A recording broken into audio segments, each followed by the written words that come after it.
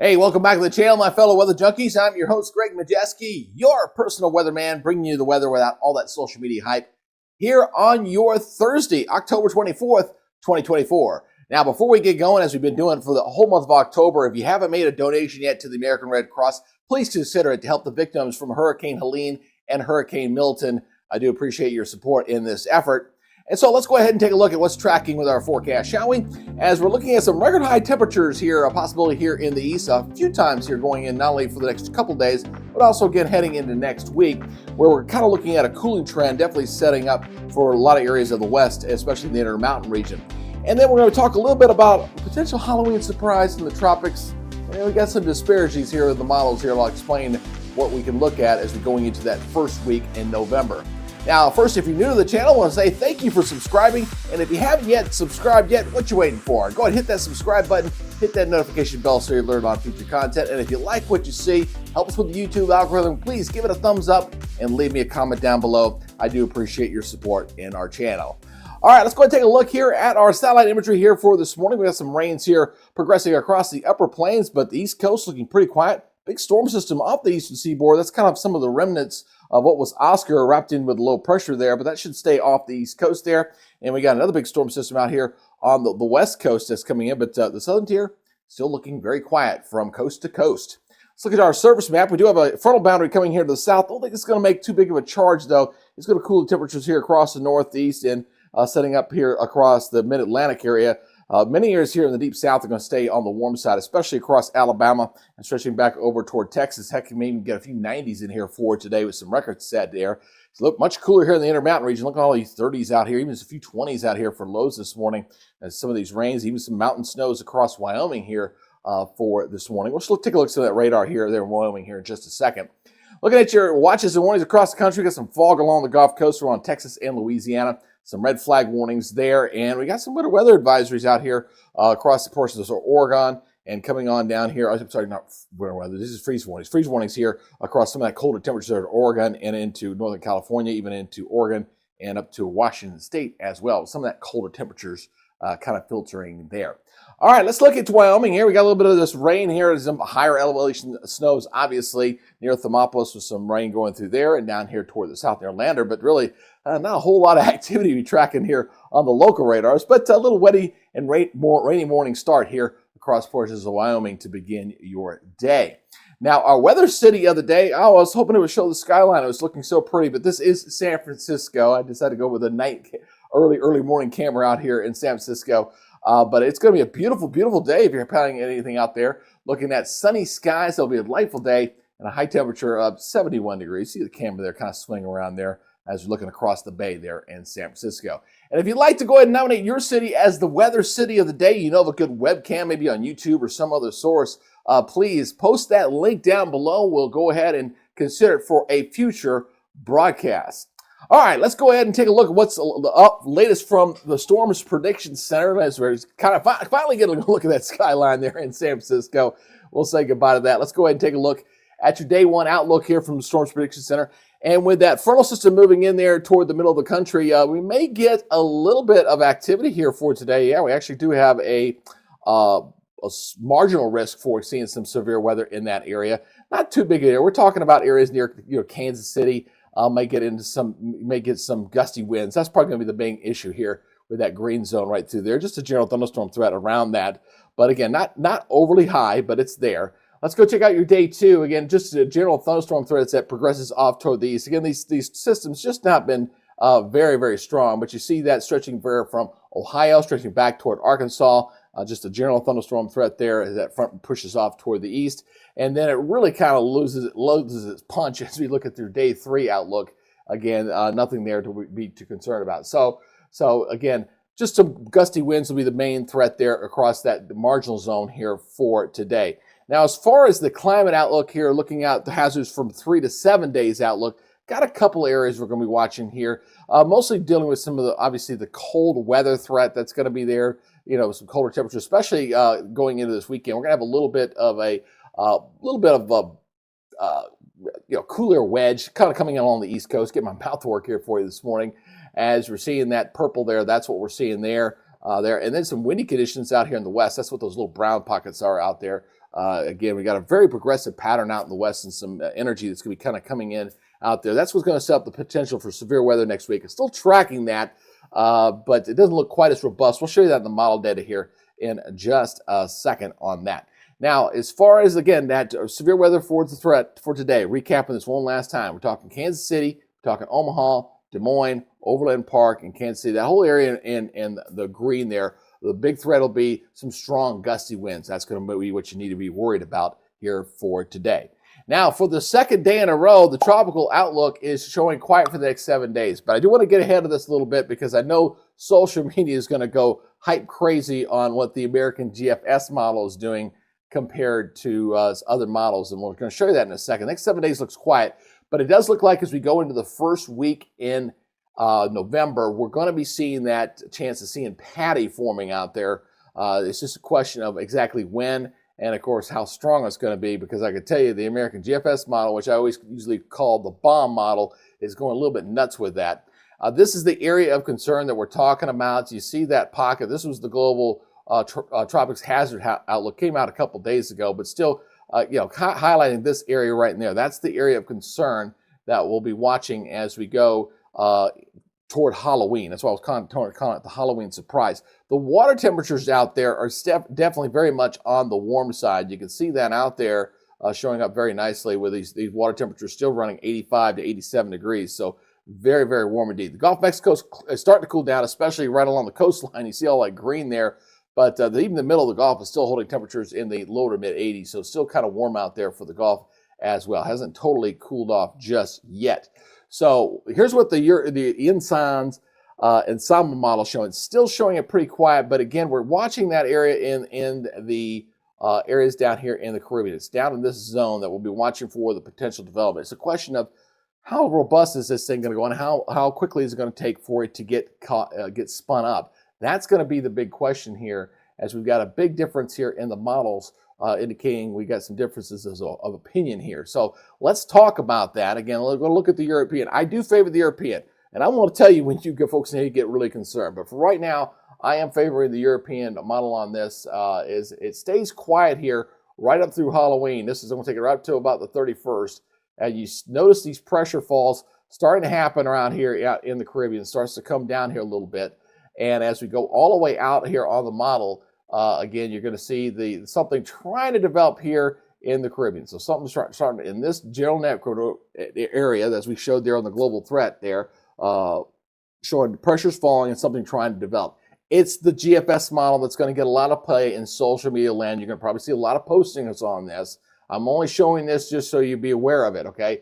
So the GFS model here is showing something developing a lot quicker, showing something developing right before Halloween. This is on the 30th here, as we see something trying to develop in this area here, south of Puerto Rico. And I'm doing the 0Z to 0Z overnight run comparison here of the European model as well as the GFS model. This, of course, is the GFS model, and it gets a lot more robust with this. In fact, develops this thing into a pretty good major hurricane here as we head toward the following weekend, and then steers this thing up into the Gulf of Mexico. So this is what you're going to see out on social media land. Again, that's beyond 7 days. Don't worry about it right now, but I will let you know if there's any major changes. Right now, I think we're going to get patty to form. It's just too many questions out there right now, whether we're going to get a major hurricane or whether this thing's going to steer into the Gulf. So just stay tuned, and I'll keep you updated on that.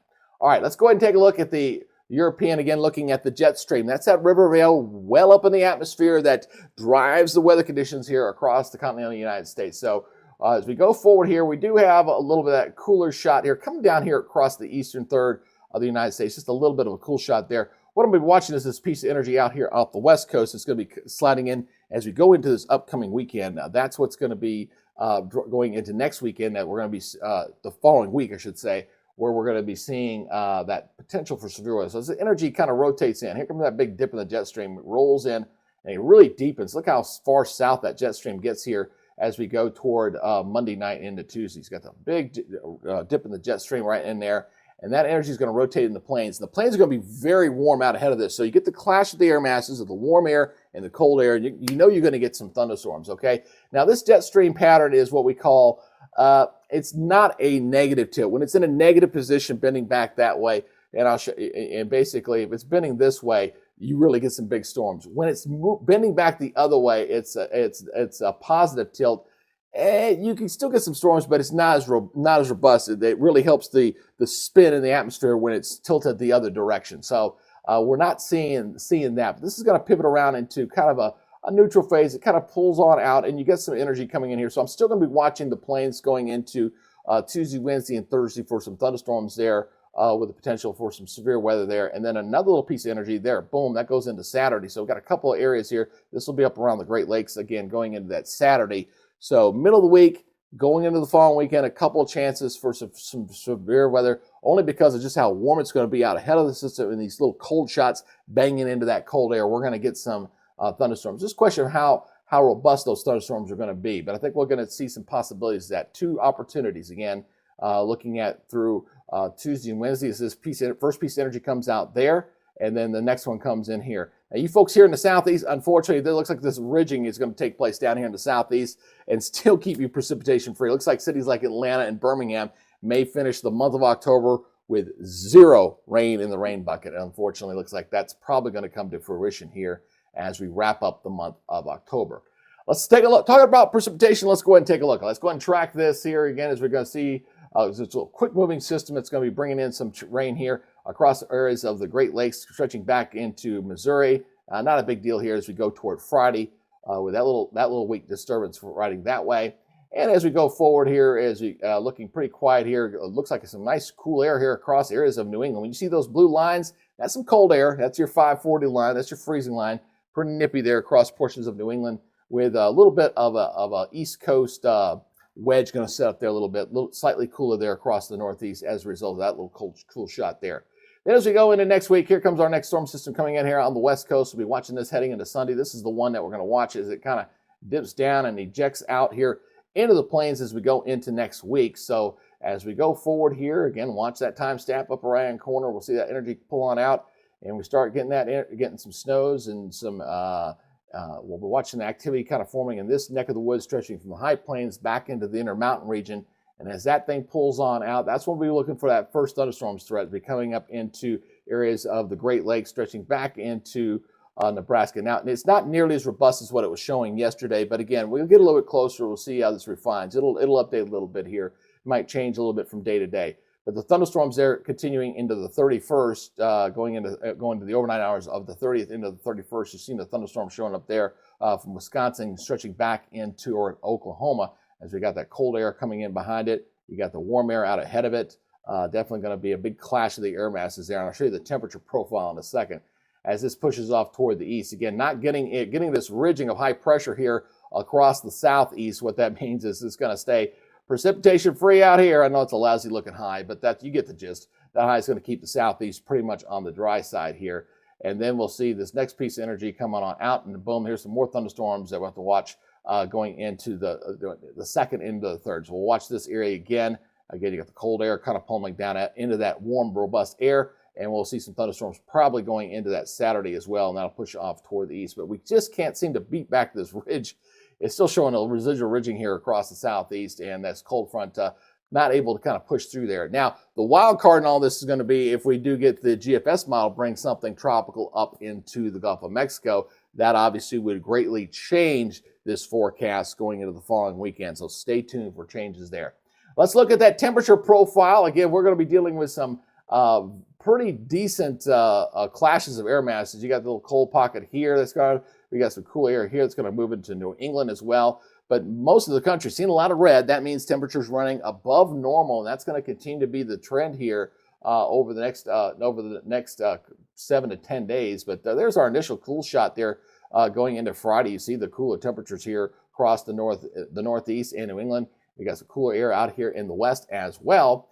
And let's go ahead and track this as we go through the weekend here, as we'll see that kind of pulling out. And we're kind of waiting for it kind of warms up in the west too briefly. Not going to last long, but you notice it definitely seeing a nice another cool shot here going into Sunday. Warmer out here in the west briefly. Again, that's not going to last very long as we got a nice little cool shot coming down here with that next system. There it is right there. It's going to push it off in there, and look how much cooler it is there. Look how warm these temperatures are here. We're talking 35 degrees above normal here going Monday night into Tuesday again. And when that cool air kind of plowing into that, that's why I'm worried about the thunderstorm threat here as we get those air masses clashing with each other there as this pulls on. And that's a pretty strong cold front. You clearly see how sharp that dividing line there is, as some of that cold air is going to plow into this very warm air heading into Tuesday and Wednesday. So we're going to see some thunderstorms in there. It's just a question of how dynamic and how large of an outbreak we're going to get here. Again, not a super outbreak, but it's going to be there, and it's going to continue there in the Tuesday morning. I mean, you clearly see a nice cold front